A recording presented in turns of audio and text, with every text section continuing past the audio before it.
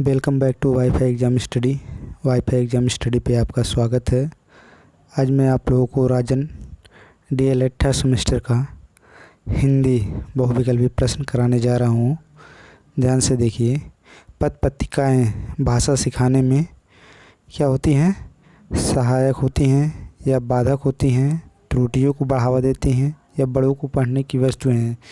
तो पद पत्रिकाएँ भाषा सिखाने में सहायक होती हैं या साधक होती हैं। भाषा स्वयं में क्या है? भाषा स्वयं में एक नियमबद्ध व्यवस्था है। भाषा का प्रयोग जीवन के विभिन्न संदर्भों में होता है। Option D. भाषा की पुस्तकें, भाषा की जो पुस्तकें हैं वह क्या है? वह साधक हैं। बच्चों की भाषा के आकलन का सर्वाधिक प्रभावी तरीका कौन सा है?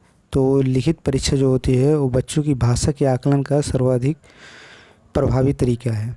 भाषा सिखाने का उद्देश्य क्या है? भाषा सिखाने का जो उद्देश्य है वो भाषा का विभिन्न स्थितियों में भाषा का प्रभावी बनाना है। नायक में संधि है। नायक में कौन सा संधि है? नायक में ए आदि संधि है। धरती और आकाश के बीच का स्थान क्या है? धरती और आकाश के बीच का स्थान जो होता है उसे अंतरिक्ष कहते हैं। पवन में संधि क्या है? पवन में संधि ए आदि संधि है। पंचपाद के लेखक क्या हैं? पंचपाद के लेखक सीधी पदुमलाल पूनालाल बख्शी हैं। परिमल काव्य के रचयिता थे। परिमल काव्य के रचयिता सूर्यकांत त्रिपाठी निराला हैं। अंधे के हाथ बटे लगना। अंधे के हाथ बटे लगना मुहावरे का अर्थ क्या है? मुहावरे का अर्थ है बिना कुछ किए फल की प्राप्ति होना। दूध का दूध, पानी का पानी से क्या तात्पर्य है? दूध का दूध और पानी से पानी का तात्पर्य सच्चे न्याय है। आँख का कांटा से तात्पर्य क्या है? आँख का कांटा, आँख का जो कांटा होता है वो दुश्मनी की तरह करता है, इसलिए दुश्मन। खून खौलने से तात्पर्य क्या है? खून खौलने से तात्पर्य गुस्सा आना है।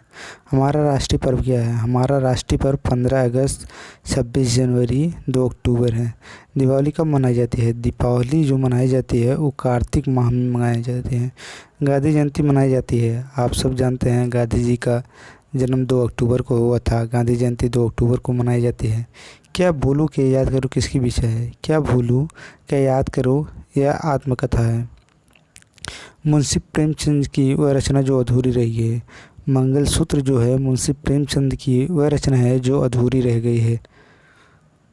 घड़ीसाज शब्द क्या है? देखिए, आपको हिंदी डीएलएड थर्ड सेमेस्टर में देशज विदेशज और जो यहाँ का लोकल लैंग्वेज होता है उसके बारे में पढ़ना होता है। घड़ी जो है वो देशज शब्द है। रसाल पर्यायवाची किसका है? आम का रसाल पर्यायवाची है। जिसका जन्म पहले हुआ है का अर्थ है क्या है? अग्रज। आँख का अंधा, नाम नयन सुख। लोकोक्तियों के क्या होते हैं? इस लोकोक्तियों का नाम के विरुद्ध गुण होना। पूरी तरह से मना कर देना, इसके लिए मुहावरा क्या है? अंगूठा दिखाना। बीजक नामक ग्रंथ के रचयिता कौन थे? बीजक नामक ग्रंथ के रचयिता कबीरदास। मुंशी प्रेमचंद की प्रमुख कृत क्या है? मुंशी प्रेमचंद की प्रमुख कृत सेवा सदन, निर्मला, कर्मभूमि, उपयुक्त सभी, ये चारों हैं। बिहारी सर्वश्रेष्ठ कवि थे। बिहारी जो है वो रीत काल के सर्वश्रेष्ठ कवि थे। भिक्षुक से तात्पर्य क्या है? भिक्षुक से तात्पर्य उक से है, भिक्षुक। लघु शब्द का विपरीत अर्थ क्या है? लघु मिस होता है छोटा और दीर्घ मिस होता है बड़ा। लघु शब्द के विपरीतार्थक शब्द दीर्घ है। पूरब और उत्तर के बीच की दिशा क्या कहलाती है? पूरब और उत्तर की दिशा ईशान कहलाती है। ओठ का तत्सम शब्द क्या है? ओठ का जो तत्सम शब्द है सुस्त ओष्ठ होता है। पत्थर का पर्यायवाची है। पत्थर का जो पर्यायवाची है उसे शिलाखंड कहते हैं। राजा का पर्यायवाची क्या है? राजा का जो पर्यायवाची है वो नृप है। रचना का अर्थ, रचना का अर्थ क्या है? रचना का अर्थ होता है निर्माण, सजाना, नवश्रेष्ठ, उपयुक्त सभी। आंसर डी, उपयुक्त सभी। कौन सी वर्तनी शुद्ध होती है? तो इसमें से त्याजज जो है वह शुद्ध वर्तनी है। Option C. रचना के आधार पर क्रिया के कितने भेद होते हैं? रचना के आधार पर क्रिया के 5 भेद होते हैं।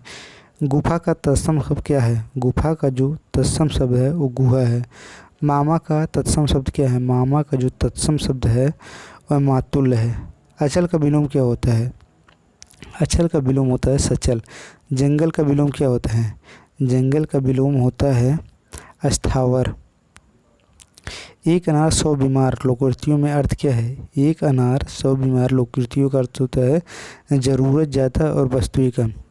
जो इस समय है कोविड महामारी के दौरान ऑक्सीजन की इतनी ज़रूरत है कि उसकी वस्तुएं कम हैं, उसे कह सकते हैं एक अनार 100 बीमार।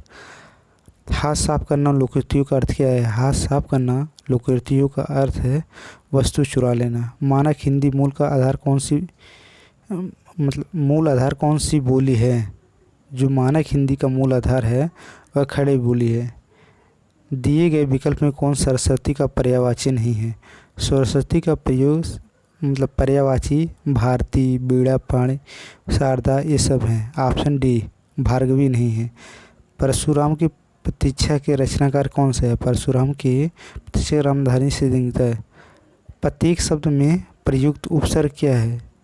जो प्रत्येक शब्द हो उसमें प्रति जो है वो उपसर्ग है। शुद्ध वर्तनी का चयन कीजिए। ज्येष्ठ। शुद्ध वर्तनी जो है ऑप्शन डी ज्येष्ठ है। संस्कृत के वे शब्द जो हिंदी में ज्यों के त्यों प्रयुक्त होते हैं कहे जाते हैं। देखिए संस्कृत में वो शब्द जो ज्यों के त्यों प्रयुक्त होते हैं उसे तत्सम कहते हैं। निम्नलिखित में से संयुक्त व्यंजन नहीं है। री जो है वो संयुक्त व्यंजन नहीं है, बाकी ये तीनों अक्षर संयुक्त है। प्रतिदिन में समास क्या है? प्रतिदिन में अपव्यय भाव समास है। प्रतिदिन यानी प्रत्येक दिन। पीताम्बर में समास क्या है? पीताम्बर में जो समास है वो बहुब्रीहि समास है। पंचवटी। पंचवटी में समास क्या है? पंचवटी में दीर्घ समास है। दोस्तों अगर आपको ये वीडियो अच्छी लगी हो तो प्लीज़ चैनल को सब्सक्राइब कीजिए और लाइक कीजिए। इसी तरह वीडियो देखने के लिए वाईफाई एग्जाम स्टडी को सब्सक्राइब कीजिए। जय हिंद, जय भारत।